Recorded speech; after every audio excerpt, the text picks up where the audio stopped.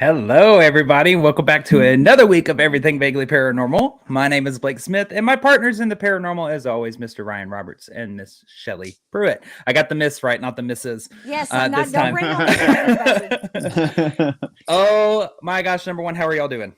Good, man. How about yourself? That's great. I'm ready to get on to. Let's go. I have been dying to have these two on, and dying to talk about the last investigation we had tonight. We're talking about the Haunted Circa 1886 Olde Park Hotel in Ballinger, Texas. Mm-hmm. And I'm just going to bring them back on because I just love these two so much. So let me go ahead and introduce our wonderful guests for this week. They are paranormal investigators, paranormal preservationists, owners of the Olde Park Hotel, and I'm honored to call our friends.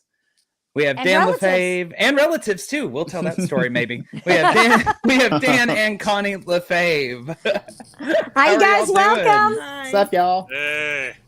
Thanks for having us. Oh, absolutely. Thanks for coming on. Y'all, I'm not lying. We've been dying to have y'all on, talk about this investigation.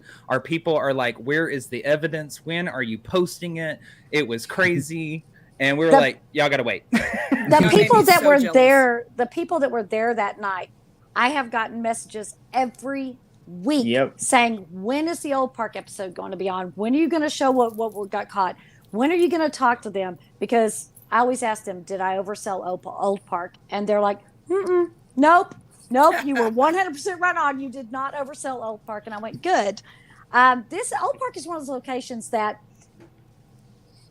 it's always active. Sometimes it's average active, and sometimes it is off the chart. Well, our guest got to experience an off the chart night. Yeah. But of course, Dan and Connie, you guys are very used to the off the chart nights.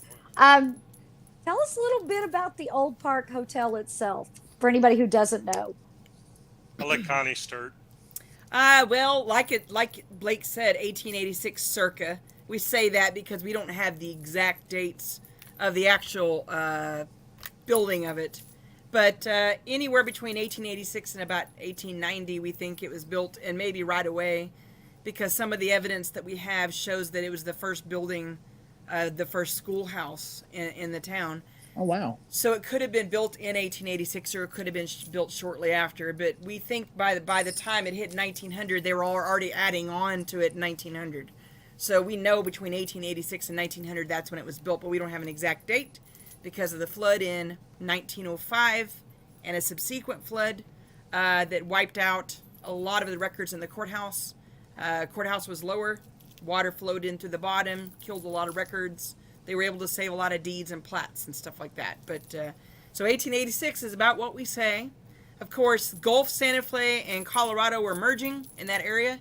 They were looking for a county seat. They went to Reynolds County, or Reynolds City first, and they took too long to make a decision. And by the time Reynolds City started coming around, they had already chosen Ballinger as a county seat.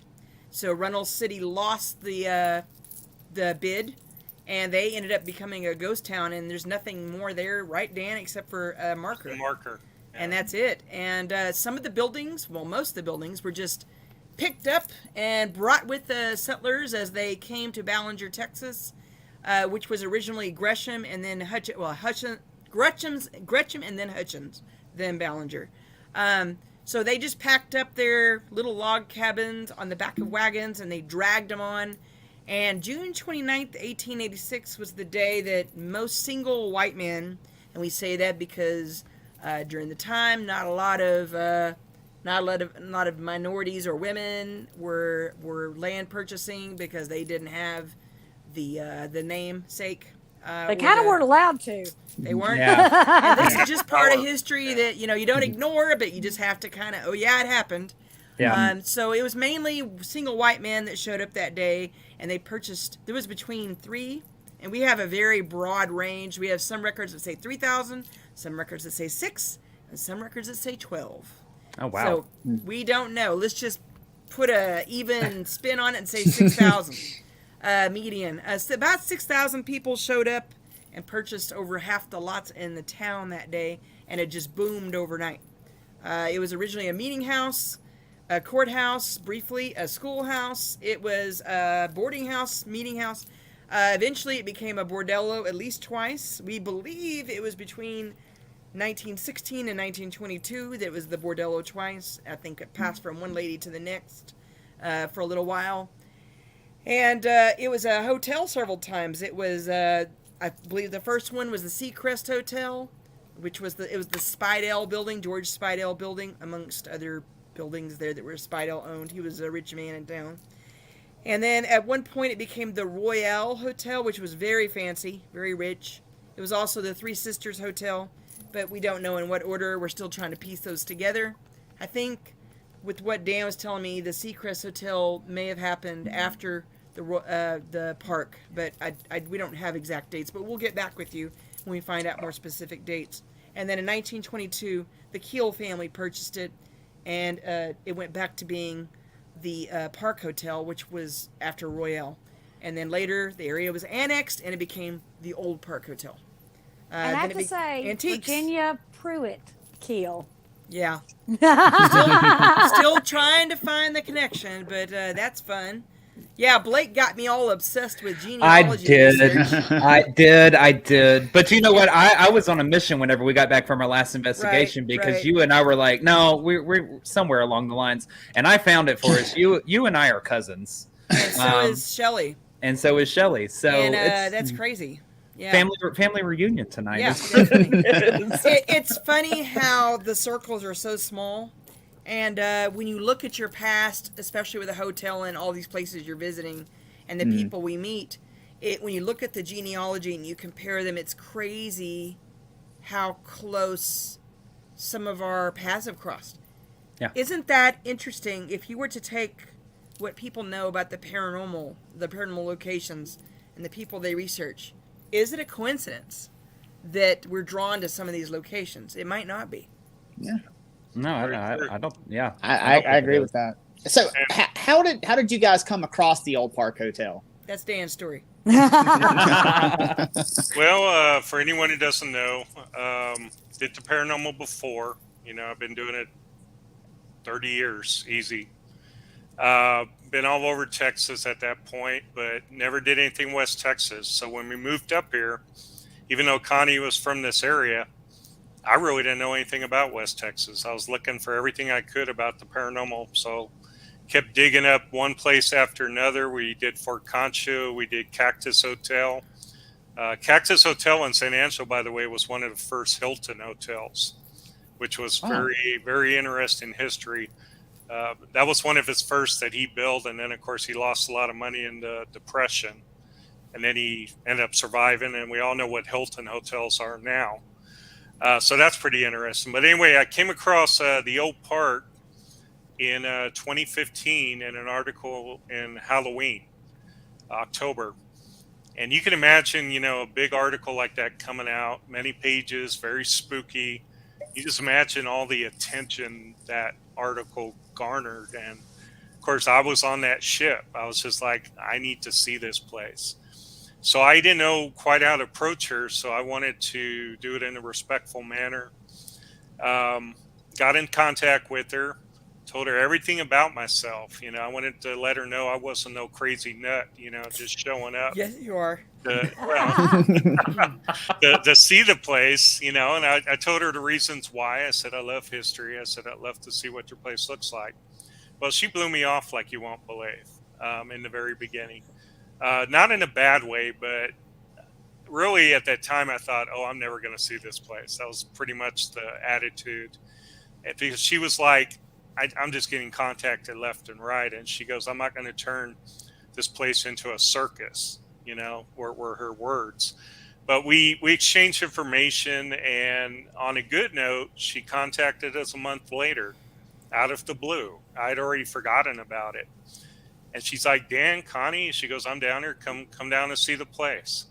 Well, that day was the worst day you could go look at It was raining. It was the week of very Thanksgiving. haunted place. Yeah. No. We never, even though we lived in San Angelo, which is, just over 30 miles, 35 miles from Ballinger, we had yet to travel to Ballinger. So I had no clue what Ballinger even looked like. So here we are going down this highway. We can barely see. And the whole time I'm looking at Connie going, I don't know where this town is. I'm like, this is probably going to be pretty creepy. And didn't we bring your mother with us? Yes. Because she was with us. Yeah. Yeah, we cool. kind of had to lie to her. We didn't tell her the real reason why we were Let's go look at antiques. All Yeah, we right. told her we're going to go to Ballinger, look at this cool antique We place. just won't tell her it might be haunted. We didn't tell her the whole reasoning, you know. Pull a 70-year-old woman in there, you know, it'd be kind of hard. But anyway, we showed up, and I remember coming around the corner, and I'm sure it was the same way when you guys saw the place for the very first time. You come around the corner, and it's just spooky. I mean, it just jumps out at you, and it looms right there, staring at you. You just can't miss it. Yeah, there you go. I mean, it just... Well, I have to admit, it was more scary with all that crap that was inside of it. Oh, yeah. So now that half the crap is out, you know... She brings up a good point. There was like probably good 15 years of dust in that place. Wow. With all the antiques that were in there, and it just made it even spookier. Oh, yeah. And they were everywhere. I mean, you just couldn't walk in most places. It was just packed. But anyway, I remember getting out of the vehicle and just standing there. And of course, it was misty, foggy, and we're just like, oh God, here we go.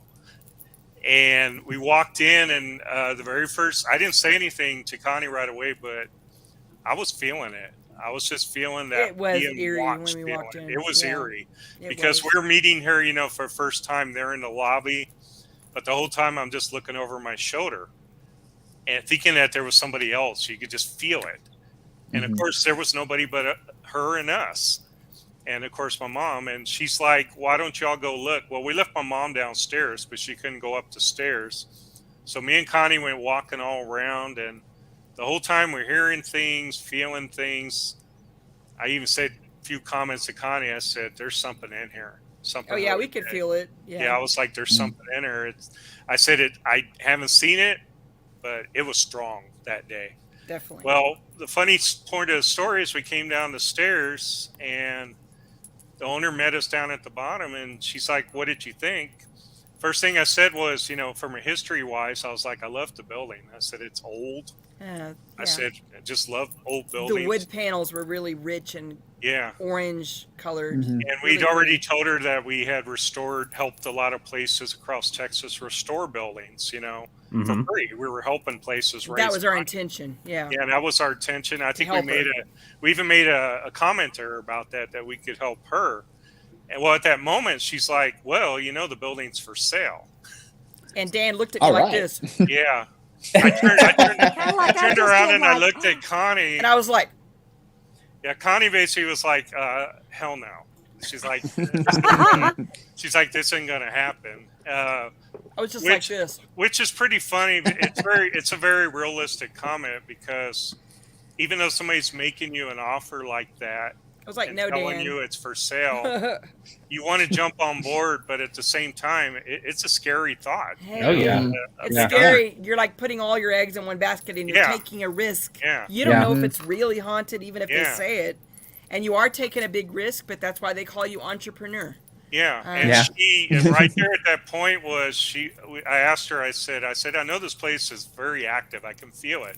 And she goes, oh yeah. She goes, it's active. She goes, there's 30 spirits here. And I looked her in the face when she said that. I gave her a very cynical look. Not that I wasn't believing her, but I was kind of like, 30? Yeah, right, whatever. And I was just like, I didn't say anything to her, but I was in my mind, I was like, I need to see that. You know, I didn't know what to make of that. I'd never heard of somebody making a statement like that. Yeah. And I have to admit, and you guys have seen it, 6.5 years later, I believe her. I will agree. I will agree to that fact for sure. 110%. And I've been coming to the Olde Park Hotel for the past 4.5 years. You know, I try to get down there at least twice a year to come and investigate. And I can tell you, every time I encounter something different, They like and it depends on now. Deacon is the one that obviously I love. That I just love. I love it whenever he's there. I feel like he gonna make sure I'm good while he's there. And of course, then you have, and I'm not sure.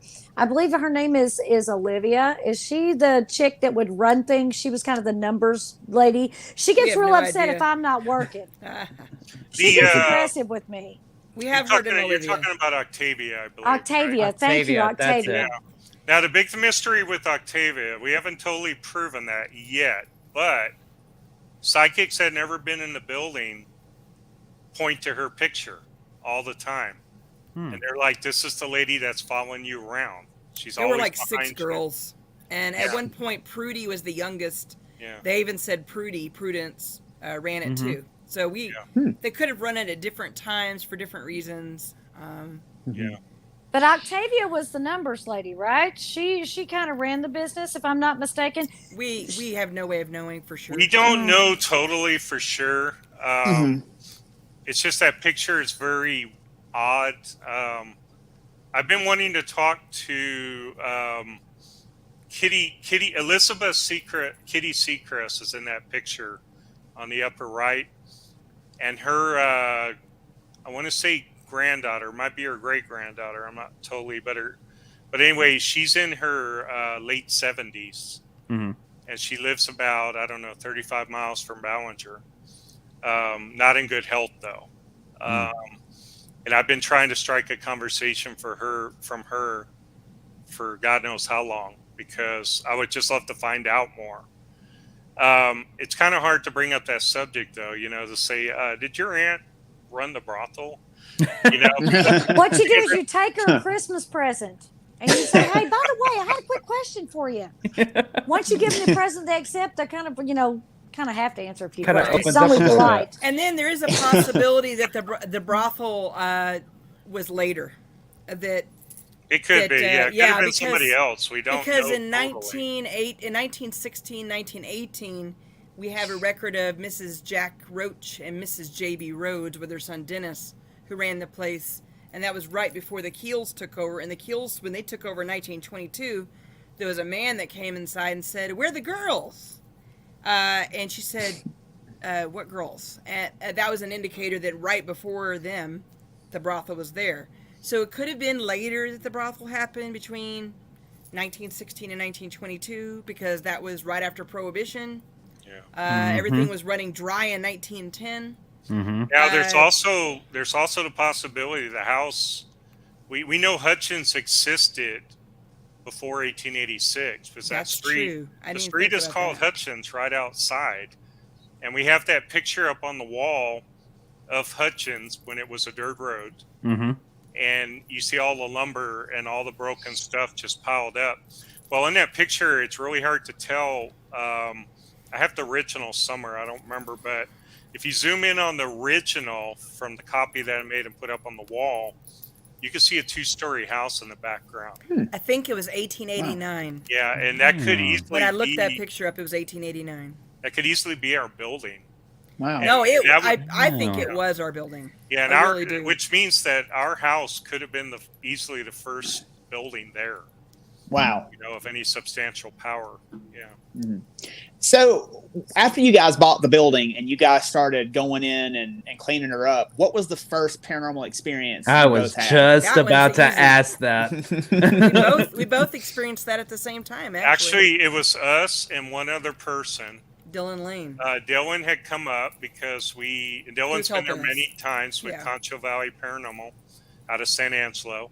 Well, anyway, we had just bought the building. He was excited. He couldn't wait to come up. So I said, come on up. And he wanted to help. Yeah, he wanted to help. At that point, it was like we'd signed the deed. It was our building, but it's like a diamond of the West, because there's nothing going on in the West. So it's the other scary part was we thought she was going to leave us more stuff in the building than she did. We're like, she cleaned it out. No air conditioners, man. Yeah, no air conditioners. It was July. We had like one air conditioner in the whole building in July. Good Lord. So you're wanting to do all this work, but at the same time, it's like 110 degrees. You had to stop every 30 minutes. Yeah. That was the first thing we bought. Was we ran out and bought an air conditioner for that office. I was like, I ain't doing this. Anyway, Dylan comes up that morning. I think it was the first Saturday after we bought it, just a few days, and I had a checklist, basically a checkboard, going through the whole place, seeing what needed to be done, because there was a lot of things. I mean, it's very big undertaking. It wasn't like, oh, now we have a building, now we're gonna open it up tomorrow to the public. It wasn't like that. It took a while to get it going. Mm-hmm. And nobody even had heard of it really, except the locals. There's so much stuff in that building. Yeah. Because she left the antiques, and she was an older lady, so I don't know why, we did something that was unheard of when you buy a building. We let her keep her stuff there for 2 more years. Yeah. Oh, wow. But we mainly had it moved to the back, and we didn't even get to the back for quite a while, so we said it was okay for a while. The room right across from the Ouija table room, on the bottom. Mm-hmm. Mm-hmm. Well, that other room right across the hall where everybody always feels stuff. She had that room full of stuff all the way to the door, all the way up to the ceiling. You couldn't even walk in that room. Wow. And we used to hear, like, the moment we bought it, we used to hear women, like, chuckling back there, almost like they were having conversations. But I couldn't even go in that room. Every time I heard something, went back there to investigate, I'm like, there's something in this room, but I can't walk in it, It's just full of stuff. But anyway, getting back to that first experience, Dylan was with us, and he had just got in there. And we walked into the main hallway, where we have our museum area now, which, of course, none of that stuff was there before. But we were just standing there talking. It was sunny outside. People walking to the restaurant. We weren't even thinking ghosts. We're just kind of like, wow, we got this building now. What are we going to do? Just go and clean it. And all of a sudden, while all three of us are talking, we start to hear what sounds like crackling of a microphone. And it just starts crackling and it starts getting louder, just like an old PA system that's activating. And I started looking around because that was my first thought. I was like, there's something in here that's emanating this sound. And I was looking up the wall, up towards the ceiling, looking all around, and I didn't see anything. And right as this is happening, we're all looking at each other, and it's getting louder. And then right at the end, it kind of made a weird pinging sound, like a barrier had been broken, basically, now that I think about it. Like just a very weird sound that came above the other weird sound. And then all of a sudden, an old woman's voice comes through and goes, hello? Hello? It was like, actually, hello? It's more the way Connie just put it. Yeah. Hello? And that's all we heard. Oh. But that's all we had like, to hear. We were all just looking at each other. Loud. Going, It was loud. Yeah, it was very loud. It wasn't like, did you hear that? We just all looked at each other, and we were in shock. We really were. All three of us heard it at the same time. Yeah. So I actually have to, because we have a couple of the people that were there with us at this last one that are watching, and they're in the comments right now talking about how amazing it was. But one of them just brought up a really good moment that we experienced right outside that Ouija table room where you were just talking about. Y'all, Ryan, you and Dan and the rest of the group, y'all were all focused on something. Shelly, I believe you were in the Ouija room table. Mm-hmm. Me and another guest were standing outside in the hallway. Ryan, Dan, y'all could not have been more than 2 or 3 feet away from me. We're standing behind y'all. Everybody's focus is down the hall because y'all keep seeing something go back and forth, like the shadow something or another. And y'all are commenting on that. Yeah. And all of a sudden, me and this guest just experience something I never thought I would have experienced. We see the brightest and whitest light just flash out of nowhere. And I looked at her, I looked around, and I was clicking the flashlight. I was looking for somebody like taking pictures during this moment. And I looked at her and said, you saw that, right? She goes, yeah, I saw that. She's like, that was a light. And we went looking at all the rooms, nobody. And I come walking back, and Ryan, I believe it was you that I ran into, and you were like, what's going on? And I was like, you didn't see the light? Yeah. You said, no, I didn't see anything. I'm like, how the hell? You're 2 feet from me, man. Yeah, and like you said, I can vouch for that because no one was taking any pictures because we were focused on what was happening at the end of the hallway. So there was no flash. No one had their flashlights on. There was no way that you would have seen anything you would have mistaken for a camera going. And off. it was 2 quick flashes. It was like boom, boom. Yeah. And it was the brightest, whitest light that just seemed to come out of nowhere. That's weird. So that was something that's interesting that you're talking about right outside that room, because that was it. It's kind of weird. Sound and light, which, believe it or not, I can't think right off the top of my head, but there is a certain wavelength frequency where sound and light are supposed to meet. They talk about it on YouTube. There's many theories about it. I don't remember what the frequency is, but it's the only frequency where they actually meet, which means that you're opening up both at the same time. Wow. And I truly think the paranormal, that's how it works. That's how these doors open and shut, so fast. It's on a certain frequency, and it pops in and it pops out. It's just like the audio popped in and popped out. Your light popped in and popped out. And a lot of times I see, walk through the building a lot of times by myself, and I see what looks like somebody taking two wires together and touching them and creating a spark. Oh. Like when you do this. Except you're not seeing the person. You're just seeing the spark. Flash. It's like somebody's doing that. I see that all the time. And usually right when I see that, within a few seconds, something else happens.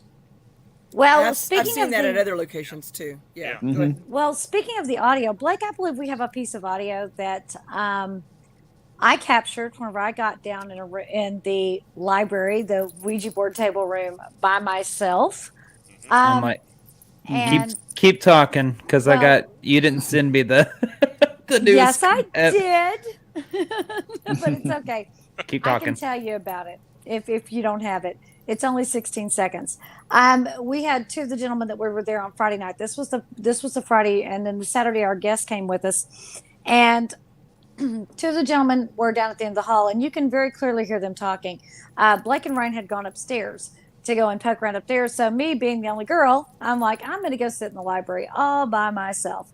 Yeah. And so I start having a conversation. I'm going, you can actually hear the paralight beep in there and everything. I'm like, you need to, don't go down there with the guys. You come down here with me. Are you excited that I'm down here all by myself? You got me by myself.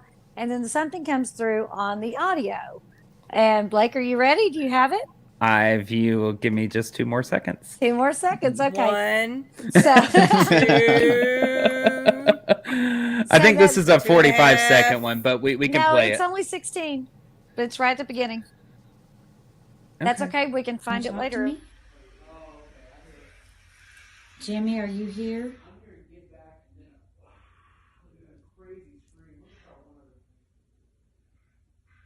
Now don't go down there with them. Come down here with me. You got me all by myself.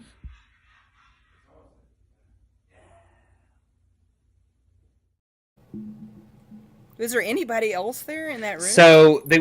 So on that Friday, before we had the public come in with our guests and all that kind of stuff, we had the filmmaker that was there along with Eric Connor from Epic Paranormal. Okay. They were both there. They were down in Henry's workshop. And so you can hear them talking in the background. Okay. But it's that after Shelly says, "You got me by myself," and it just goes, "Yeah." Right up on the microphone. I was the only one in that room. No, it was fun. It sounds like it has a Western accent to it. You can actually hear that. Yeah, So and it just goes, "Yeah." It was when she sent that to us. Creeping me out right now. Yeah, when she sent that to us, I was like, "Oh my God, Shelly, that is crystal clear." And that was right on the mic, and I was the only one in the room. Now you can hear the guys talking down the hall, and Blake and Ryan are upstairs. I'm the only one in that room, and it sounds like it's right up on that mic going, "Yeah."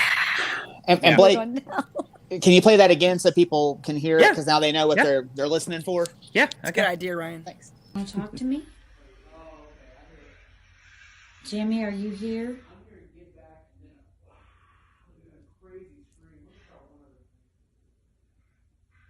Now don't go down there with them. Come down here with me. You got me all by myself.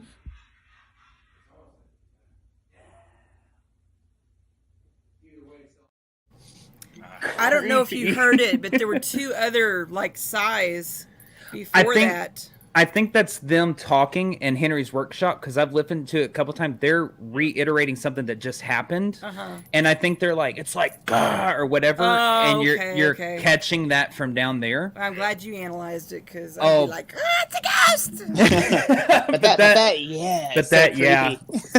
And she was good. Ryan. You and I were outside, right, during that? You were either outside or upstairs, or we were away from her. So we weren't anywhere around on that floor. Were Eric and Billy down at the end of the hall in Henry's workshop. I just shown them where it was, and I decided I was just going to stop by in the library on the way back out to find you guys. And I'm just like, you know what? I'm going to sit here and see what happens. There you go. But that's not the only thing that happens in that library. In that daggum library, Ouija table. We call it the library. That's just, for some reason, that's the first thing we called that's it. what we call it, too. Yeah. We call it the library. Yeah, all the books. And now, Shelly, you would have a better take on this angle than I would. And Dan, you were involved in this as well. When I was outside the room, when that scythe, that Halloween prop. Okay, so let's tell what happened there. Yeah. So we had the spirit box running, and Dan was with some of the group, and Dan was directly outside the door. One of the guests was sitting to my right, and there was a Halloween decoration there, which was the Grim Reaper, and was holding a scythe. And the lights are off, but we had the pair-light in the middle. We're running the spirit box. We're trying to get the spirit box to talk to us, and all of a sudden, I hear this bang. And I hear the person to my right. I'm gonna say Tanya, and Tanya yelps, and I was like, "What was that?" I even jumped because I feel something actually hit the side of my arm, and I'm thinking, "Okay, was that just a book?" I'm even asking, and she's rubbing her head, and she's going, "No." And so we get the flashlights on, and laying on the floor is the scythe that the Grim Reaper was holding. And we're like going, Dan, was this broken? Dan, we don't think we broke it. We're like, she was sitting still. She was in my periphery and had been sitting there listening to the spirit box and asking questions. She wasn't like she was being rambunctious or moving around. She was sitting still and focused, and she was right next to me on my right. Mm-hmm. Dan steps in. He goes, "Oh no, maybe it just fell off because it's yeah." No, we got the light on it. Dan, what had happened to it? It broke. Something broke it, like right there. It was snapped in half. Yeah, it was snapped. Mm-hmm. Yeah. Wow. Yeah, that hasn't ever happened. No. And like that. What was weird was, like I said, I was there behind, and I think I even saw something moving out of my peripheral to the left. I remember you saying that. I saw like a shadow or something, and we could actually, I think, hear it snap. When it was caught because I was actually running my camera. But of course, I had it towards the spirit box and towards the pair-light because that was what I was looking to capture. I didn't know that just to my right, it was going to decide to break something. And now here I am missing it. We got to put up more cameras in there. But ain't that always the way, though? You have your camera focused on something you're trying to focus on, and just to the right or just to the left, something happens. Right. Yeah. Well, and this isn't something that it was just like Dan, Tanya, Shelly, no, this was in front of the whole group was down there. The entire there. Group was on that floor. Half were in the hallway and half were in the library. We had like 12 guests and like 3 investigators when all this was happening. That's and when there were 16 people total. That's when that's when the light flashed as well that me and Brittany saw. It just went snap. And that snapped. And we actually have another video from that room since we are talking about that room. Yeah, let's talk about that room. Dan, you had told us this was something that you had actually never witnessed in the hotel at all. We went on the first night there. Obviously, we went on a live tour. That's what we like to do, is give our viewers and listeners a live tour. And when we got down to the library, we had set the the Paralight down on the table, and we started asking questions. And Ryan, Shelly, how long is it? We have like 15 minutes worth of footage of this Paralight going to red, holding, dropping back down, going back to red, holding. On command, answering every question that we had for it. Yeah. And I'd actually like to show that real quick. It's about a 2-minute video, but it's very interesting. Yeah. I'm going to kill the flash so that they can see the colors. Can you please back up from my light? I'm going to turn it off if you don't back up right now. Back up, please. What the fuck, Todd? It's never held it red. No, it's never done that. Can you please step back from my light?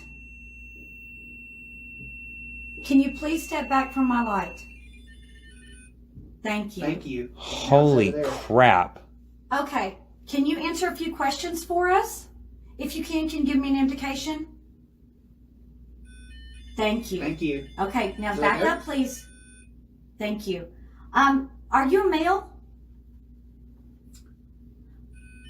Okay, thank you. Can you back up? Are you Deacon? You're not Deacon. Are you Jimmy? Are you Jimmy the Weasel? Yeah, that's what I thought, Jimmy the Weasel. All right, Jimmy. Oh, I didn't touch that. I didn't move. Nope. Thank you. Okay, Jimmy the Weasel. Now you listen. You've got to be nice. Do you understand? All right. Now listen. I'm going to tell you right now, Jimmy. You come at me, we got a problem. Do you understand? All right. Now, I'm going to stick Deacon on you if you don't behave. Deacon's here, isn't he? Okay. Mm-hmm. Okay, thank you. So if Deacon is here, step back. Step back, please. I said step back. Don't get sassy. If Deacon is here, can you light it to red? I need it all the way to the top, please. Thank you. I knew Deacon was here. Thank you. What? Thank you. Can you please step back? I appreciate you talking. Step back, please.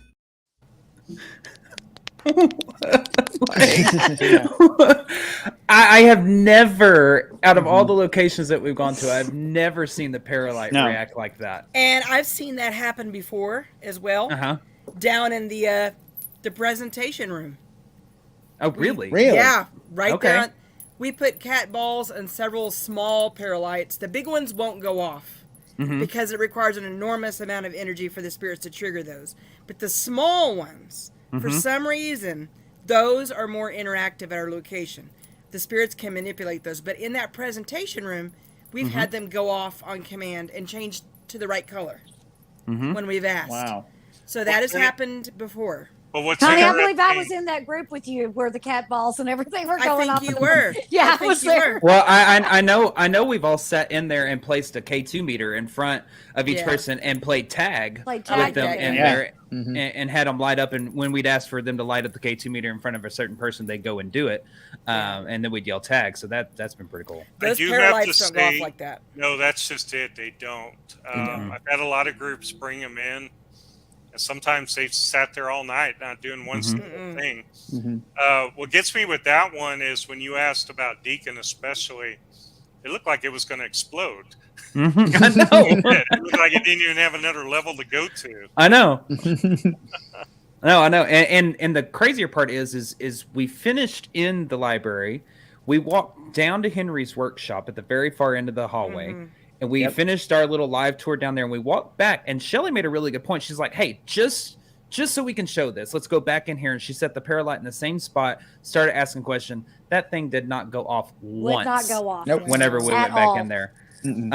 So that was just that was a crazy experience. That's proof that it was an actual occurrence. Yeah. But that's how also our Friday started off. We were there for 2 nights. Yeah, that's how the Friday night started off. Saturday, oh my God. Man, all hell broke loose. All hell did break loose. So, Dan and Connie, have y'all ever experienced anything super duper strange like that in that library with the Ouija board table in there? Or has the activity picked up in that room since you brought in that table? Up, that room is always nuts.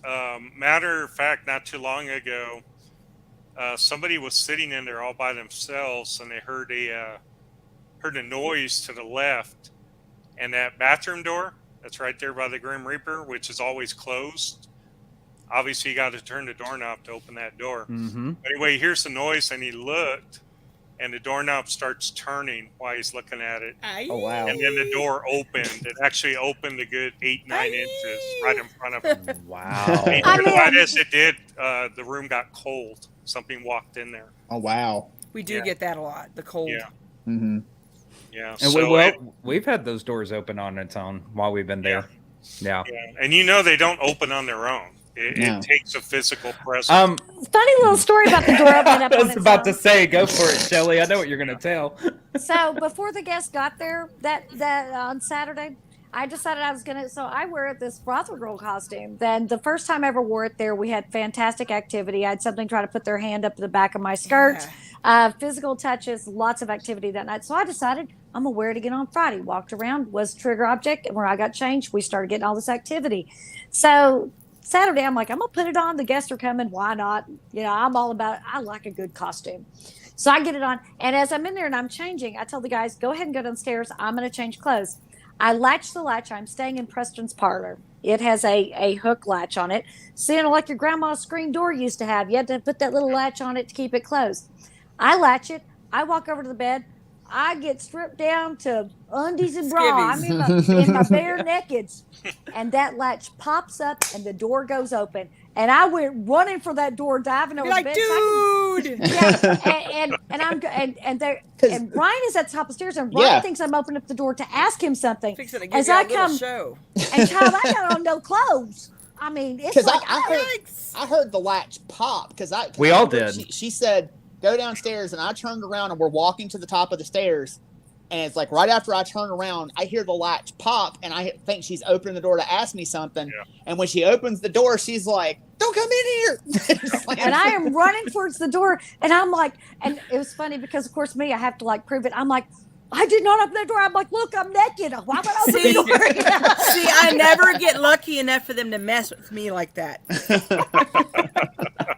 I don't know what it is. And it's funny because me, Ryan, and Rhonda, who's we call her our sometimes investigator. She's with us sometimes. But anyways, we were all three at the top of the stairs, and we all three heard that latch pop off. And the next thing you hear is me running for the door. And Shelly's like, no, don't come in, don't come in. It was just, it's not an imitation, okay? It's not. I'll let you know, okay? I'll let you know. We know you even tested it. We've tested it. Those things don't just pop up. Mm-hmm. I mean, that takes like a physical force, something, pop up. It had to go whoop and flip it up. Absolutely. Y'all have caught on your static cameras that y'all have there that exact same door slamming shut. Yeah, that day scared the hell out of me. It really did. He was by himself completely. I remember there are days when I show up there by myself and you just want to walk right back out. It gives us that feeling. Nope. You know what? We don't even talk about a lot of that because a lot of that would probably scare most of our guests off, because, we get every level of paranormal investigator, we get the newbies and you get the diehards. Diehards can handle that. Newbies can't. Yeah. Mm-hmm. I would like to add something when you get a chance at the top of that stairs right there. Mm-hmm. I know people aren't aware of this, but when we're not there, the lights are off and we turn the static cams on, that top of the stairway right there, right by Preston's parlor, is the most unnerving thing to watch from a long distance away. Yeah. Because you can hear this guy coughing and grunting and he's mad. A lot of times he's just mad. He's mad and you can hear doors slamming. All the time. And different stuff. And, that's the crazy thing about it. You go in there and you expect to find the place all messed up after you hear these things. But everything's right where it needs to be. It doesn't make any sense. Go ahead. I gotta say, I commend both of you guys for going in there and being there by yourselves the majority of the time, because I don't know if I could do it, man. Well, you bring up a good point. Not too long ago, we went to Jefferson for the history ghost conference. It's haunts and legends.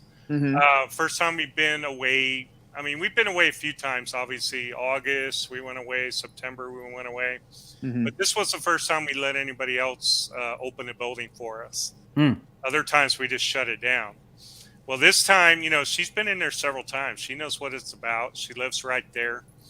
I didn't know what was going to happen, but anyway, we're driving to Jefferson, and she starts messaging me. From the moment she walked in the building, things started happening. Yeah, this is creepy. We're not even to Jefferson yet. I'm hearing shit. She's already studied us stuff. She's going, like, one of the things that happened right when she walked in. She walked in the door and she had just, she said she just walked in by herself. She just closed the door, locked it. I don't think she was even across the lobby. And she said a man said hello to her, like really loud. Wow. An old man, and she turned around really fast, and she was dead set that it had to be somebody outside because it was so loud. There wasn't anybody there. She was messaging us. Hey, is this normal? I heard this. Yeah. Hey, no, it's not normal. How y'all do this? Can y'all come back? Hey, where are you right now? What's funny was by the end of the night, by the time we got into Jefferson, that was like a 6-hour drive, she was already messaging, already putting posts like, I give credit to Dan and Connie for doing this kind of stuff. When are y'all coming back? She was like, "This building is damn creepy." Well, let me tell you that if she's ever afraid to go back, Everything Vaguely Paranormal is very happy to offer its services to Yeah, others. y'all because can the come building down and is stay gone. there. Yeah. You two would be willing to come down and stay there for the weekend while we're gone? Absolutely. And take care of the guests? Absolutely. And Yep, we will take absolutely. care of the guests, and you know we would take care of them. Of We course. know how to do laundry. Absolutely. We would put out fresh towels and change the sheets. And We will tell you though, it is a different animal. It really is. The moment I've been there about a you- dozen times. We do Yeah. have an animal. not totally by yourself. Well, I'm saying without us there, it's a different animal. Oh, It I is. have no doubt. She Well, may- I think us being there kind of suppresses it a little bit, to be I honest. love I think the so. zoo. I think Bring so. on the animals. Especially me. Even Nick said My that possum. it wore him out, when he did his filming there. And he said not many places do that. And he said that place really got him. And they are talking about Nick Groff, and the Olde Park Hotel in Ballinger, Texas, was featured on the show Death Walker. And as soon as they have a U.S. date, watch Dan and Connie, watch the Circa 1886 Olde Park Hotel Facebook page. I'm sure they will announce when you're going to be able to see Nick Groff's investigation Yeah, there. and I think we're like in the second season as well. So We're it's gonna be a while. episode 7 of second season. There's only 5 episodes of season 1, so most of cool. it is Awesome. season 2 where he does all the good stuff. And we're lucky number 7. So, Love it. yeah. I want to talk about one other piece of video that I've been dying to show you two. That Shelly is not. This unnerves Shelly still to this day. We can't explain it. We have no rhyme or reason behind it. What we are doing is we are upstairs at the very end of the hallway during this video, and we are running a dual Estes method where we have multiple people under at the same time. And I'm leading. We have Shelly under. We have Rhonda under. And something takes a turn, and it's not so much anymore about the questions that are being asked, but about my location. And I just want y'all to watch this. Like, change positions. I'll bet. Where's Blake at? My right stop. My right stop. Wow. My right stop. You were moving that way? Help me. Hey. How can we help you? Why do I need to stop? Why do I need to stop? He does not like whoever's over here. He does not like them. Blake, move to the other side of the hall. The other side of the hallway. Where's Blake?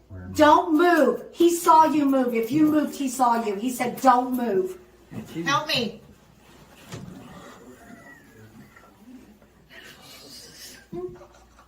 To my right. He keeps saying to my right. To my right.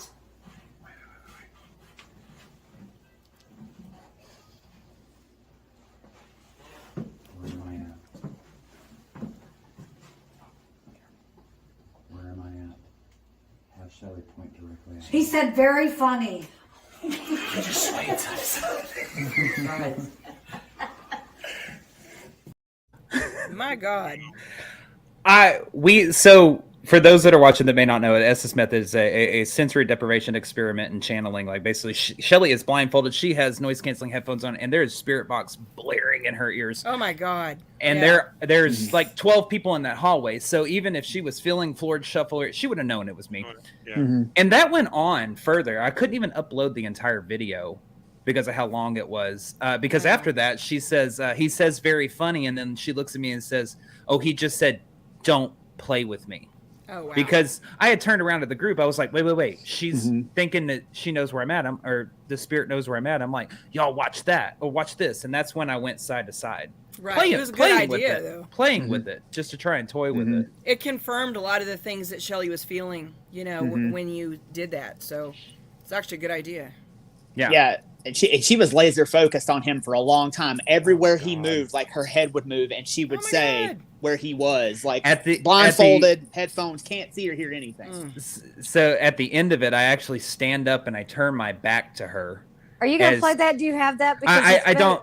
No, you didn't it's have that part? it's Okay. just too long. It's like 8 minutes or 12 minutes worth of this happening. I stand up, I turn my back to her, and I fold my arms, and I'm looking at the rest of the group. And one of them asked me, they're like, "You're gonna turn your back to her after this?" And I'm like, "I don't care." She's not gonna. But he stab goes you. like this. But I to the went, group. I went like this, and Shelly responds, and she goes, "I just got the words kick him." And he's got his booty towards me. Like Yeah. And I'm like, yeah. posters. Yeah. So that I can't explain that. We still have no words for that. Malevolent. Yeah. I'm going to tell you right now, just the fact that Dan and Connie, that you had said that there was somebody very angry up there. We feel like there is. That's up there. Whoever I was getting, this male was mad. Yeah. It was to the point where I was no longer hearing the white noise anymore. It was like he was talking really, really fast, and all of a sudden he would just say something loud enough I could hear it. Hey, And did he I'd be like, feel okay. gruff to you? Oh yeah, oh, he was pissed. Yeah, Everything like- about him was angry. Yeah, his voice, everything. He's very agitated. It's like he's stuck in a moment of time, with his emotion. I think he did something. I really do. I think he did something bad, and he's stuck in that emotion. Maybe. Well, he was very angry, and I told him after it was all done, I said, that is the closest that I think I've ever come to being jumped. And we don't call it getting possessed. We call it being jumped, because possessed seems like a longer term thing. Jumped is for as long as I'm doing this. Yeah, it's not entering your body. It's affecting your body. Yeah, but that Big whole time. moment where it was like, I just heard him get very calm, and he goes, "Don't play with me." And even my body movement kind of leaned back and was like, don't play with me. Yeah. And I remember thinking, they're gonna pull me just any minute. They're gonna pull me. I'm like, I can hang. There's another person doing this with me. I can hang long enough that they can have a cool experience. But I kept thinking, they're gonna pull me. They're gonna pull me. They're gonna pull. And at one point, I was getting angry, and my hands were shaking. And somebody says, "Is she okay?" Yeah. And at that point, I had my fists clenched, and my fists are shaking. And I realize it, I physically realize that my hands are shaking, and I think, oh, I got to open up my hands, and open my hands. And Blake says to the person who says, "Is she okay?" He goes, "I watch her all the time," and I go, "Watch this." Mm-hmm. And it was like, we're actually gonna put the whole video up on our Facebook and our YouTube so that people can actually see the entire thing. Watch it. Yeah, but we've been waiting and holding out because we knew we were going to talk to you two, and we were like, you didn't have to do that. No, we were like, we've got to let them see this You first. got the holy grail. all I can tell you is that when we do an Estes method, because I usually have on mascara, you have to keep your eyes closed, or else your eyelashes stick to that little foamy, face cover. So it's not like you could have your eyes open, and if I was looking down, I would have to kind of turn my nose up to look. Yeah. And for the most part, my head was facing away from wherever Blake was. I noticed that I kept my head to turn to the right, but he would be over here and move, and I would just be like, very funny. It's like my focus seemed to be towards that room with the chair. That seemed to be where my head was pointing 99% of the time. That room and the hallway to the very back, that spot to us, to Dan and I, is the most active spot in the entire building. Because we think of the portal right there in the hallway. And then that chair with that angry cowboy, or that cowboy. It may not be an angry cowboy, but there is a cowboy back there, and he's very tall, and he's very possessive or obsessive with this area. Oh, which I just reminded me, about 2 weeks ago, walked in the building on a Friday evening. I was rushing from work, to get there, open up for the group. I don't even remember who was there with me, but they walked in right as I walked in. So I was turning on all the lights, and somebody was following me and was right behind me as I went up there to that back area. Well, as I went down the 3 steps right there by the doll room and the Bonnie and Clyde room, the door to the Bonnie and Clyde room was closed. So I went to open it to take a peek in the room. Of course, it's all dark. Well, anyway, when I shoved the door to open it, it wouldn't open. So I shoved again really hard, and this time it started opening, but then something pushed from the other side and pushed me back. And you know what a big guy I am. So I'm like leaning my whole shoulder into the door, and it's pushing me back. So I pushed harder, thinking the whole time I'm not saying anything to the other person. I'm just thinking, what the hell is holding this door? And in my mind, I'm thinking at the same time, I'm like, this is natural. Is the door really this stuck? but it was moving. And all of a sudden the door out of nowhere just gives, and I go flying into that room. So I had all my weight up on that door, about that third hit that I did on the door, and I went flying in, and I practically landed on the bed. Yeah, he almost bought it. And right as I was flying forward to land on the bed in the dark, because the light wasn't on, I felt a hand reach around and smack me on the forehead. Whoa. Like literally, like this. Not Like, super what are you hard, doing? but not light either, but almost like, what the hell are you doing? Hey, you're interrupting And something. Just adding Right at, insult that, to right injury. at that moment, you know, I don't have much hair up here. Right at still that sexy, moment, the baby. little hair I have started like standing up, and I could feel the electrical charge. It was just so crazy. Wow. It gets even Sorry, crazier as we were standing there. The other person walks in, and I hadn't said anything to them about anything. They probably thought I was weird. Well, the moment they walked in the room, they're like, "Oh, there's something in here," and I was like, "Oh yeah, there's something in here." And I started thinking about the episode later, and I started thinking, because there was a weird smell in there. Yeah. I started thinking, did I walk in on somebody doing something? That thought crossed my mind because They were the playing slap on my Paranormal Hide forehead the was almost Sausage? like a scolding, almost Something. like what the heck are you doing? What are dude? you Like, doing? it's Yeah. not your Get out of turn here, yet, you know? sir. It was like It's not that. your turn yet. Right. Yeah. Better not be. We've actually had that experience on a previous investigation. There, somebody was in Jenny's room, and Jenny's door slammed shut on them, and we could not get it. And all of a sudden, it just popped open. Yeah. Like nothing happened. Strange. Like it was absolutely It's insane. weird. I mean, and that door doesn't get stuck. It really doesn't. It was so strange. So I got to ask y'all a question, though. Yeah. Sorry, I didn't mean to cut you off, Ryan. Were you going to ask something about that? No. Go ahead, and I'll ask my question Okay. after yours. Yeah. I was going to ask y'all because we've had a lot of people who have asked us, and we don't really know the answer, but so we're going to ask straight from the horse's mouth, so to speak. Since y'all have been allowing the jail or doing the dual bookings, the jail and the hotel, have y'all seen a massive, huge uptick in the severity of the haunting that happens at the hotel? More aggressive or We have. Yes. The last 5 weeks, It's been noticeable. every group just about the last 5 weeks since you guys were there. Mhm. Every group has it's our fault. Yeah, we every started group, up for him. Every group has been scratched in some weird way. I have to admit, we have these down moments too. About 2 weeks ago, we had a group. It was a paranormal lockdown. It may have just been too many people in the building, but man, it was kind of dead. But we still got Paralight action in the library, and we still got Seacrest room has been picking up. Yeah. The parlor room, Mm-hmm. that room has been. They've been hanging out, having parties in there. It's been crazy. Yeah. So that's a room to pay attention to in the future. And the library, of course, is where we had all the action in those two rooms. Another group got screamed at not too long ago. That was the night that in the oh, hallways. this was really crazy when they got screamed at and they came downstairs. This was like at 3:45, 4 o'clock in the morning. Well, I heard them, and I got out of bed to see what was going on. And they were all in the presentation room, and one of them was up on the couch like this, like, I just want to go.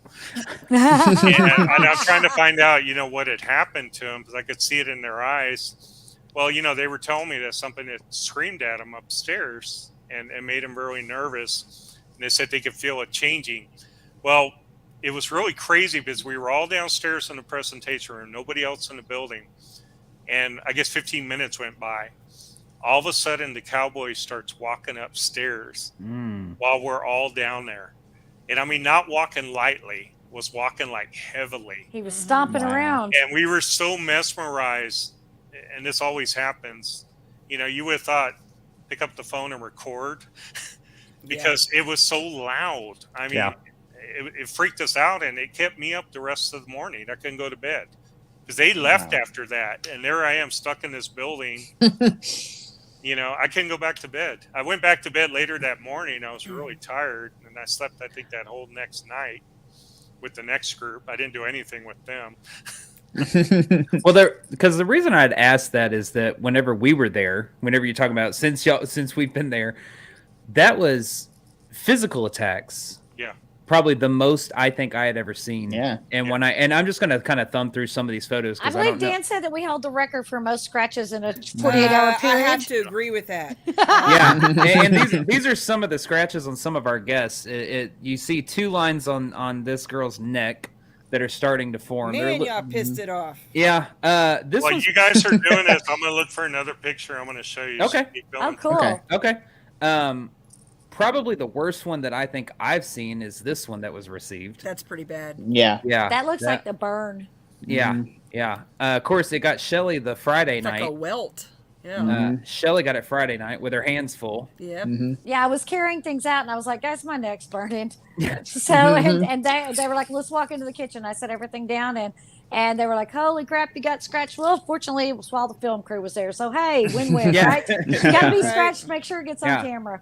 And we had one of our guests received 2 of them. She got Yep. this one after the dual Estes method, and that one's pretty freaking deep. That one's pretty bad too. Yeah. And then Almost in the same spot I got mine. Pretty close. Yeah. But then we What's were it about all the neck. I know we were all outside, kind of letting the environment, I guess, kind of cool down a little bit, if you will. And she comes outside and she's like, I was just sitting in a chair, and all of a sudden, like, my back started burning. So we raised up, like, they were like, she got scratched, and we raised up her shirt to look at her back, and that is what she had received. Yeah, I was standing there because we were standing in the presentation room, and she's sitting in one of the chairs closest to the back wall, like when you first walk in. And she comes up out of that chair and she's like, "Oh my God, my back is on fire! Like, can y'all take a look?" And we pulled her shirt up, and that was what we It saw. looks like 3 streaks, and it's it is. curved like this. It's like It's almost in like a they just perfect went- circle. Yeah. Yeah. And it continued. It didn't stop on her back. It continued a little bit around on her side too, which is the crazy thing. To the point where they were like, "We're not sleeping here," and yeah. And they left. Actually, they left. I think that they were willing to sleep there. I think that we advised not, since she'd already been attacked twice in the same night. I don't We're remember. like, I advised that. I'm like, look, if y'all really want to leave, I'm not going to tell you no, because Like, that's we're sleeping twice here. you have been attacked in the same evening. Now, that other scratch she got happened right after that Estes method that I did, where I knew where Blake was. It happened right at the end of it. Yeah, that one on So- her neck. Yeah. Yeah. Okay, I I'm gonna show you guys something real quick. yeah. I'm hoping you can see this. Let me see if I can pull you up full screen, Dan. All right. I want you to look at this scratch. Okay, angle it downward, Dan. There you go. Okay. A little closer. Okay, angle up just a hair. And to your left, there- I'm guessing. Oh, I see it. I there see you it. go. Yeah, right there. Hold it still. That's perfect. Ooh. Yeah, that's Man. pretty vicious. pretty It deep. is all. And that's a long one. that Wow. one's about a foot long, and it's shaped. It looks like somebody struck him with a sickle. Wow. Is that on man. you, or is that on? They just released this video from their investigation. And who is it again, Dan? Texas Ghost Seekers. Okay. Mm. Yeah, that was a And- couple weeks ago. Yeah, he said he was there. You can kind of see it there. Dang, How bad. Bad. He got Ooh. got. It Yeah, was you got bleeding. It was actually Mm. bleeding pretty bad. Never Wow. good. You know, and even on the way out that Sunday morning, I got scratched, and I never get scratched. Ryan My has back, never you know. been scratched No, before. and it got me on the way out. Right, we were walking upstairs doing a final walkthrough, and it was me and Ryan and Rhonda, and we were just doing that last little check. We're like, we know everybody's already walked through, but we're going to do the last one, make sure there's no trash, make sure we didn't leave anything, make Oh, sure you're too nobody. nice. Yeah. We always do that. We don't. Oh, we that's always us. pick We're up. not gonna Absolutely, flip every it. time. I mean, we strip the Y'all love beds, us. everything. You know, it's like We just wanna do. We make your love job y'all. I love you easy. too. Yeah. But Yes, you're right right. as we're about to come down the stairs, Ryan is walking with us. He has not been out of our sight, and he goes, "Y'all, my back's kind of burning." And he's got a scratch. It's about an inch and a half long, right on the, I guess right in the lower part of his rib cage. Yeah. Yeah. Mhm. And it wasn't big, but Ryan No. had never been Not the first scratched time. before.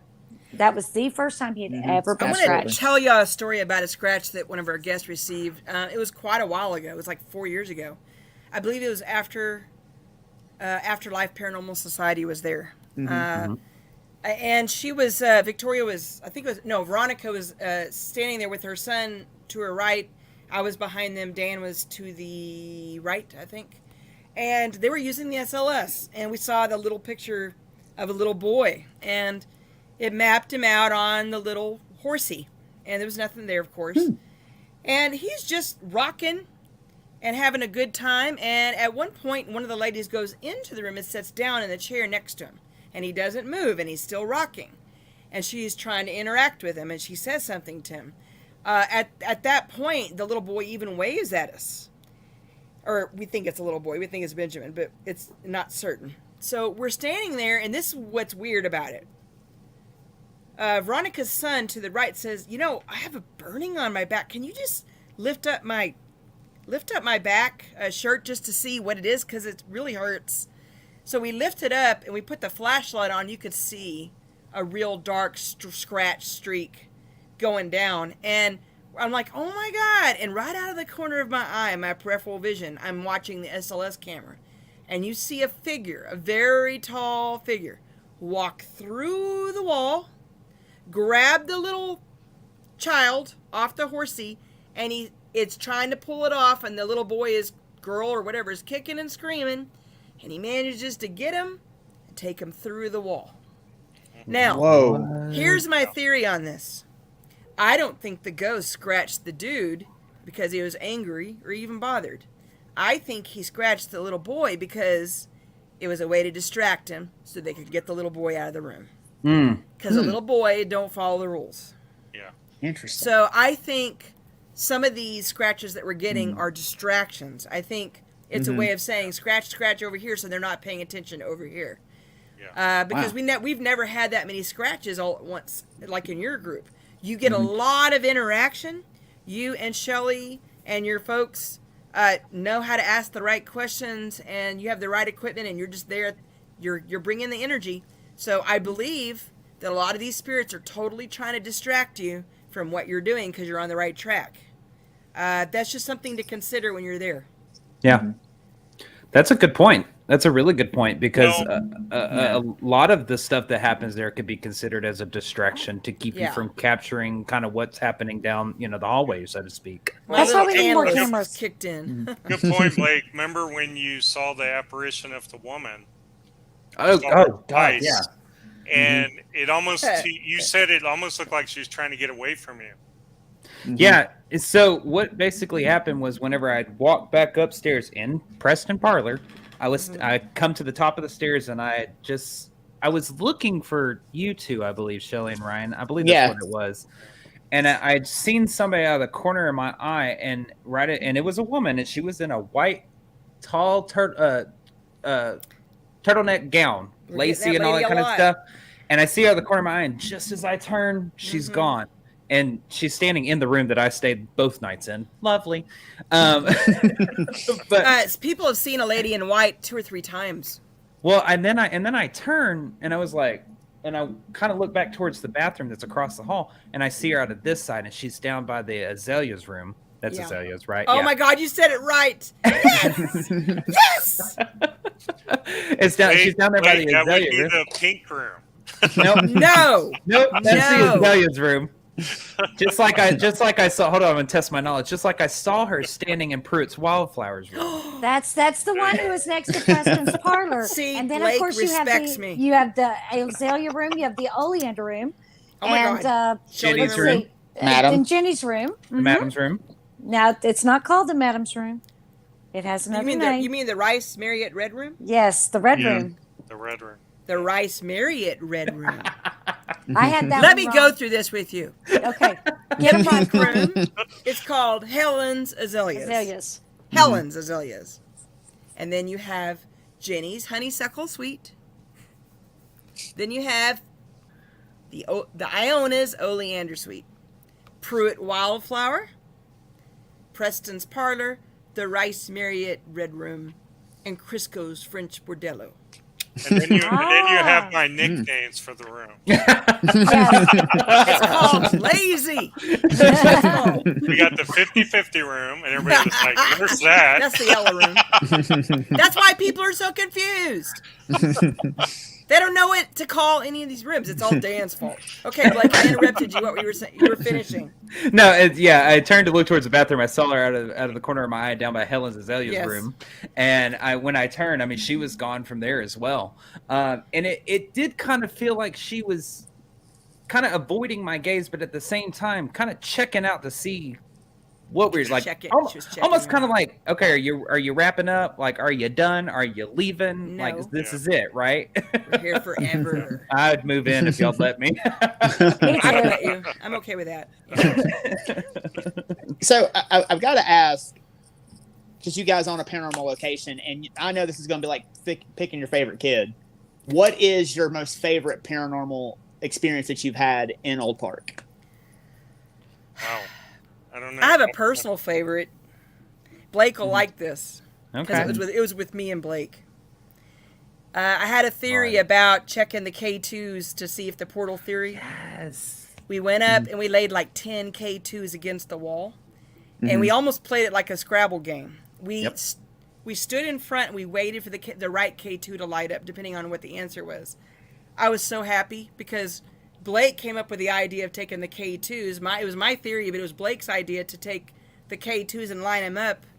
And we got some straight answers directly. Both of us were sitting there like, What'd you think? What's that? But for me, that was really fun for me personally because Blake engaged in one of my theories and we went and tested it out together.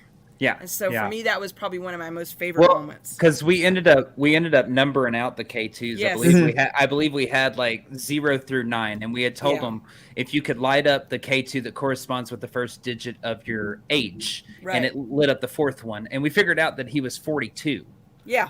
It was just super cool. That was a very cool experience. Dan's had a lot of fun times. I've had a bunch, but nothing tops waking up with that woman bent over my bed. And that was with me, by the way. Yeah, with Connie sleeping next to me. I mean, it's not every day you wake up and a woman is bent over your bed with her hand on the back of your head and her face is 14 inches away from your face and you're just staring at each other. Whew. And there was no transparency to that woman at all. It's just the way we're looking at each other now. You know, we're looking at each other in the face. That's the way it was. And if I remember correctly, that story is Dan goes ass over armpit out of the bed. Yes, that's it. Yeah. Well, that's what's funny about it. I mean, it's scary. Yeah, it's a scary story. It made me jump like you won't believe.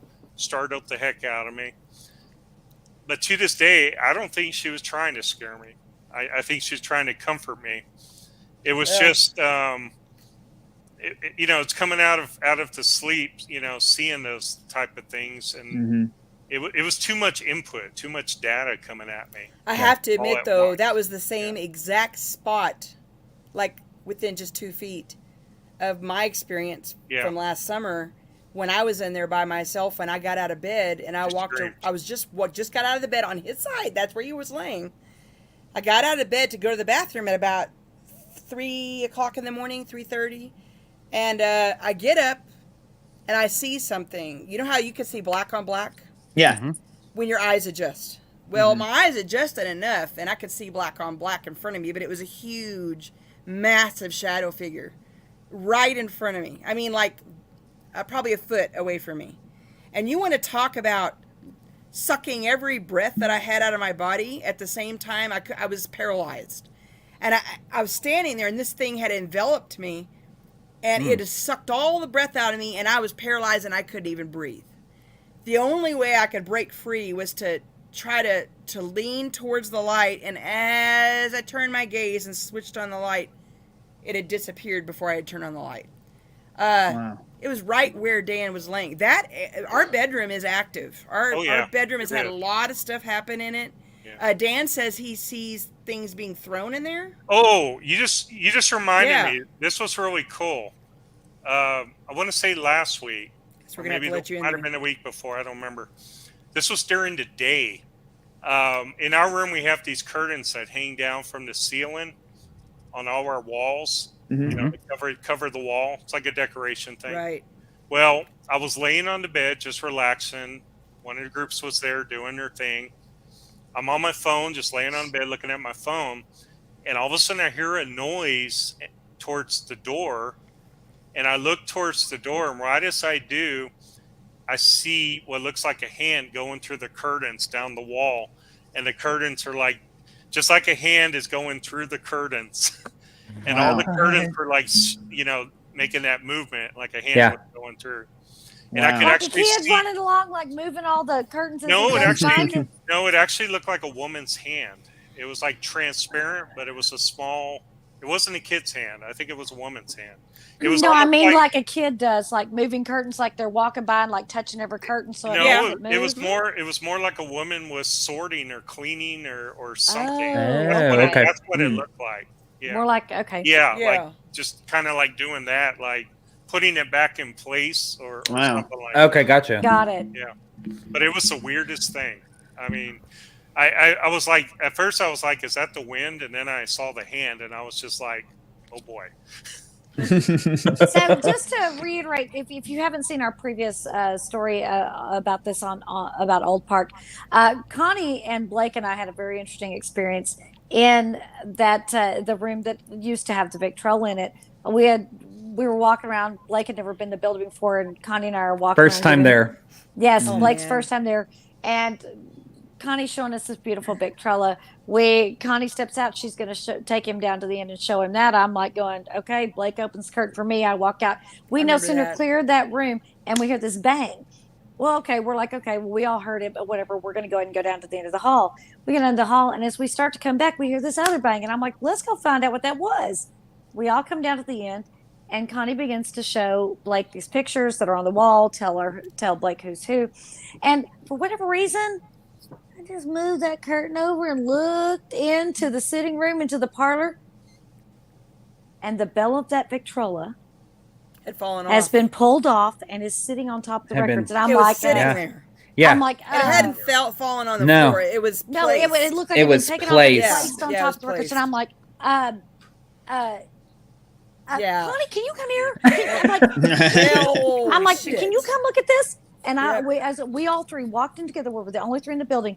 We looked, and I said, "That's weird." We did not leave that like that because Connie did not take the bell off of it. She had shown us the records, and we had actually cranked it up, and Blake and I were dancing around acting silly. And as we walked out, Connie was the first one out. I was in the middle, and Blake had been holding the curtain for me, and he came out right behind me. We all three went in a line. There was no one else in the building, but somehow the bell of Victrola was pulled off and was placed down. Maybe it had an attitude. It did. I think it did. Yeah, I think it did. And also in that location, I'm sorry, let me tell these two real quick. You're fine. These two at this location was what when I did Fright Club. I remember. It was my evidence from Olde Park Hotel. The pentagram that was scratched between my shoulder blades. I remember that. Down in Henry's workshop, and Connie was there for that one. And then, of course, when I caught the gunslinger, the full body apparition, where I have the guy in front of me, and also another guy on the wall that looks like I'm in the middle of a gunfight. Dan was there for that one. Yeah. Why do I keep going back there? I just happen to have that picture. If you'd like for me to show it again, Shelley. Sure, you can show it. And that again, I felt that. I saw creepy. That. Yeah. And I saw that. It looks with like he's my got own a eyes. gun in his hand. He does, and so does the guy on the wall. I was in the middle of a gunfight. Yeah. With the one has a rifle, like he's leveling it on the. One has a pistol. Yeah. I was in the middle of a gunfight. Yeah. And so, yeah. So again, why do I keep going back there?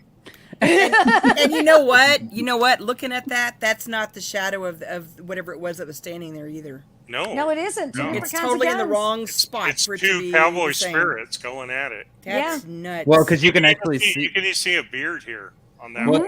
You can also see the barrel of whatever the gun is on the left side of the picture extends through the shadow of the door frame.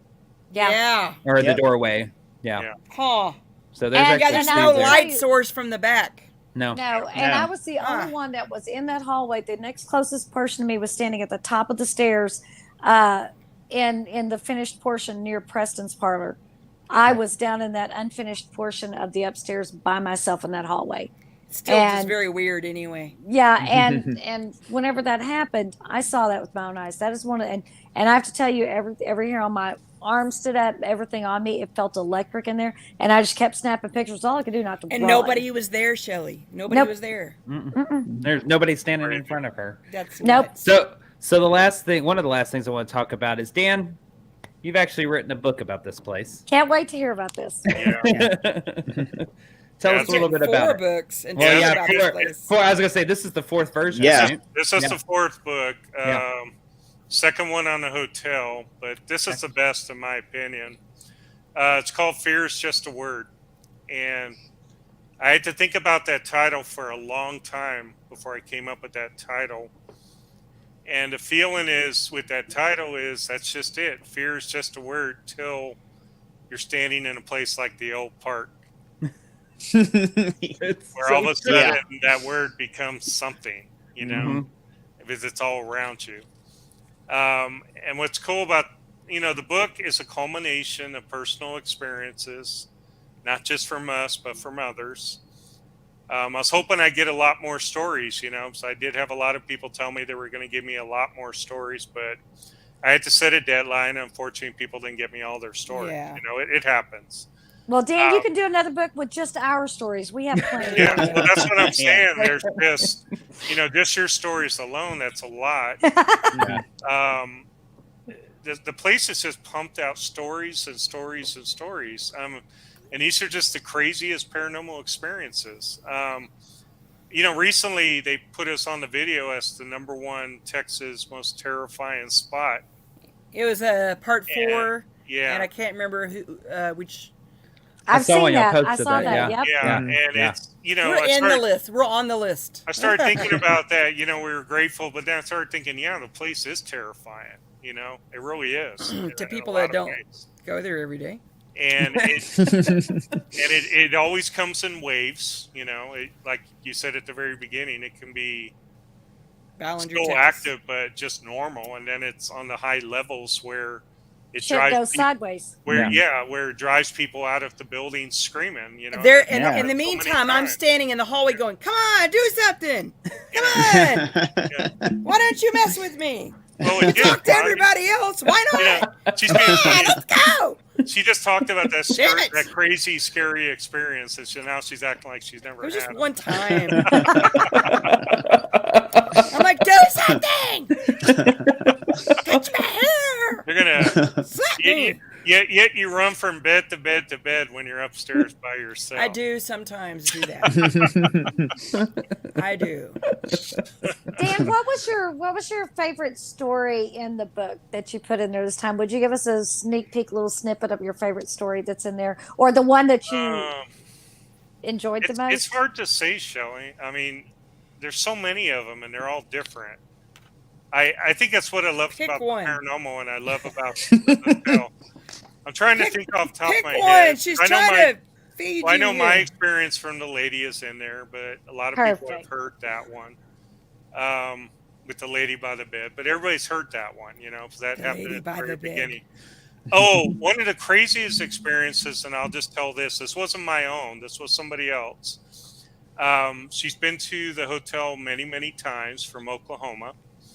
Well, anyway, they had come, and I don't even know what visit this was, but they had to jail that night and everything. And she had gone to the jail, and Connie, you were there. Remember when she came back by herself that night? Oh, yeah, I remember. Went up to get something. Well, anyway, she goes up to the room. Linda. Linda goes up to, basically comes over nonchalantly from the jail. We were all still over there. Connie's at the hotel all by herself downstairs. So Linda just walks in the front door to go upstairs and get a piece of equipment, not thinking about anything. When she goes up to the green room where the doll is, she comes out of the green room, and right as she was about to turn to the stairs, she hears boots coming up from the back. And she turns around, and probably not 10 to 20 feet from the 3 stairs, where the doll room is, there is a tall cowboy walking down the center of the hallway straight towards her. And she said he was kind of slender, but tall. Uncle Slim, maybe. And she said that he stopped about where the doll room is, right up in there. The lights were on, like the reddish lights. And she said that he just tipped his hat the way that a cowboy would do, coming down like that, like to a lady. And then he turned around and he started walking back, and she said he just dissipated into nothing. Whoa. Wow. And I just think that's so cool. Yeah. Oh, yeah. Absolutely.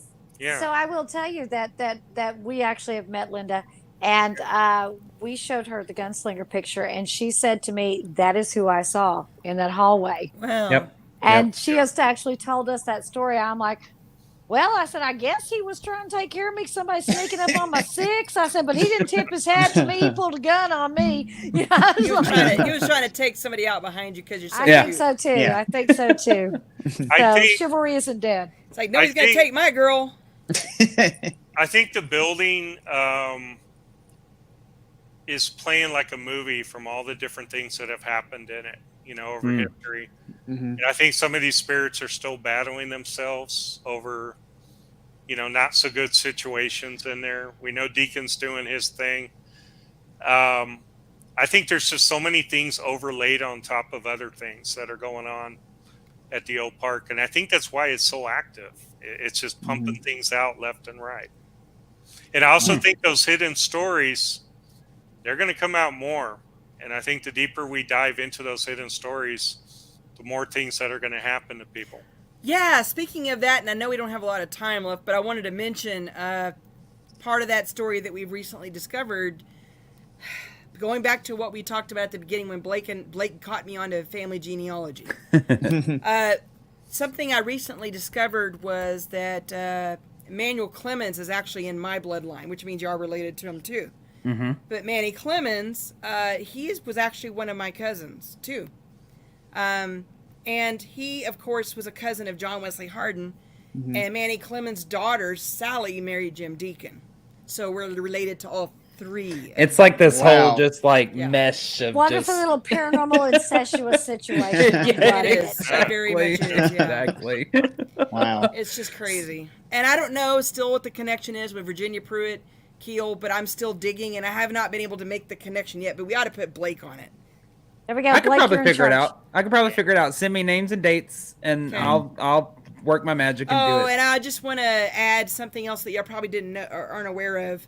Remember how I told you Jeanette Finley Trueheart died about 1.5 years ago? Well, her sister April just passed away about a month ago. Yeah. And so now the Keel family is starting, and now the young generation is there. So anyway, I just wanted to mention that just in case, just to out of respect.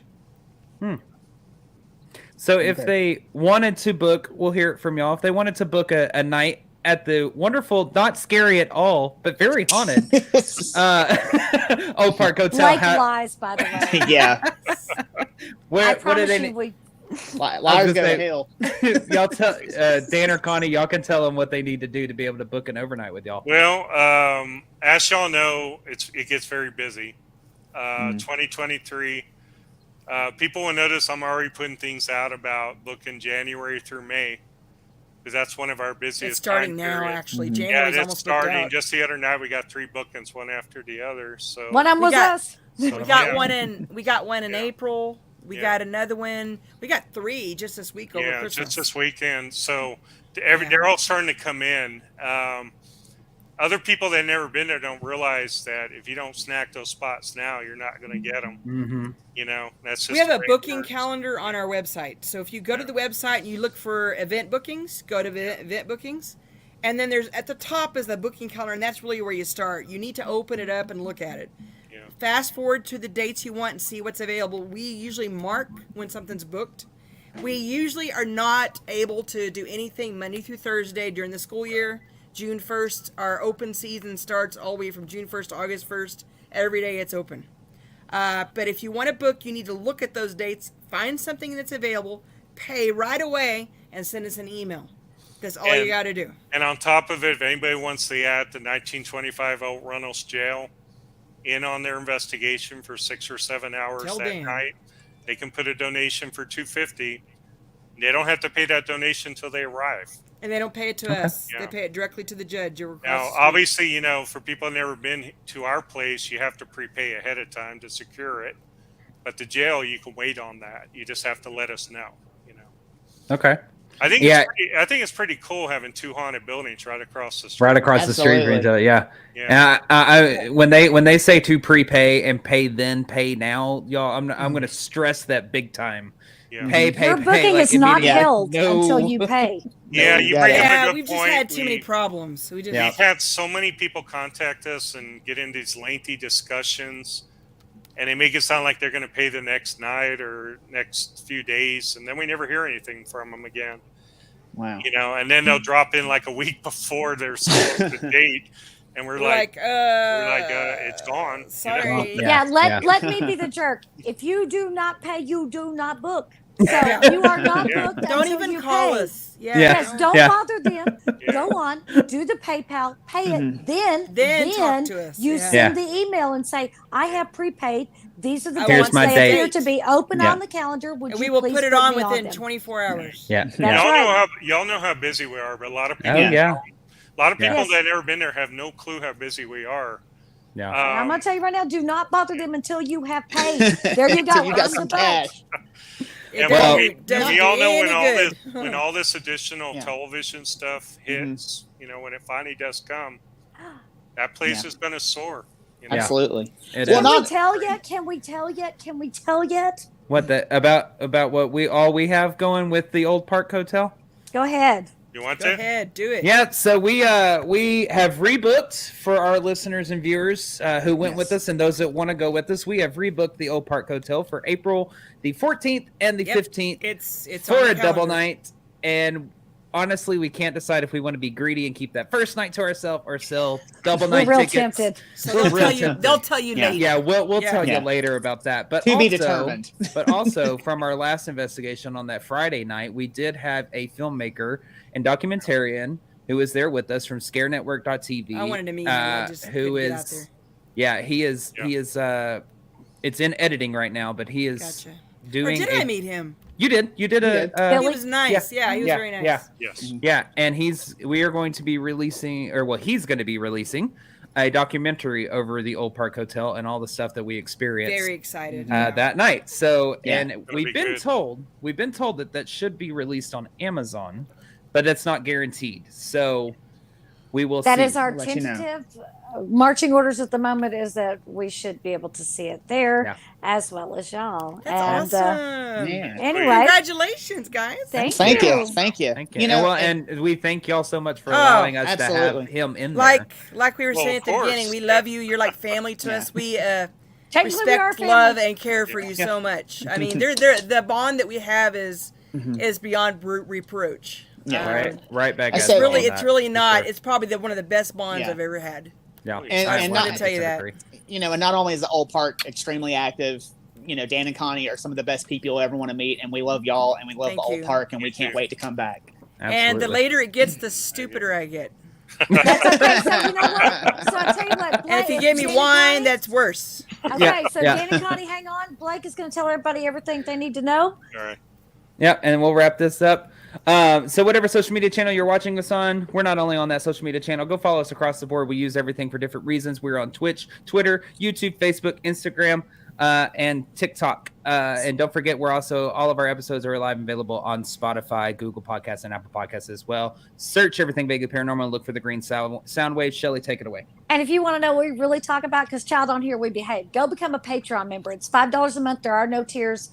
You can hear all of our pre-broadcast, our post-broadcast, our exclusive content that is only for Patreon members, and all of the exclusive Paracon videos. And for anybody who's a Paracon member, Patreon, that's the word I was looking for. Patreon member is that you are entered into a drawing to come and do a live broadcast with us. Once you have been drawn, you are going to a secondary drawing to come to an exclusive Patreon only investigation with us, where we book the venue. You just bring yourself. And So it go might be become a- Old Park. It could be. Who So knows? become a Patreon member, $5 a month. And what do they need to know, Ryan? All right, so anywhere you get your podcast, go please like, rate, review, share with 2 friends, have them share with 2 friends. Also hit the subscribe bell on YouTube. So anytime we post something on YouTube, you will get a notification. And we started doing this in the new year on our second season, 2 Question Tuesday. We do a pre-broadcast and a post-broadcast. We answer one of your questions on each broadcast. So please send those questions to the EV pod. What is it, Blake? The EVP pod at gmail.com, right? THEEVPPOD@gmail.com. Like, share, and subscribe. Dan, Connie, thank y'all so much for joining us tonight. We Wonderful. appreciate Absolutely. having y'all. It was a blast. And we look forward to seeing y'all in April and many more times, hopefully, this next year or this Thank year. you. Yes. Please put your YouTube link, send it to us so we can subscribe. Okay. Yeah. Absolutely. Sure will. Thank And you. we will make sure we will post a link to your book as well, Dan. Thanks, Thank you. guys. Have a Thank great you. night. Y'all You too. too. See you guys. So, for everything vaguely paranormal, for my partners in crime, Mr. Blake Smith and Mr. Ryan Roberts, and very special thank you to Dan and Connie LaFave. I'm Shelley Pruitt. Thank you for watching Everything Vaguely Paranormal. And as always, we will see you next Tuesday. Bye, y'all.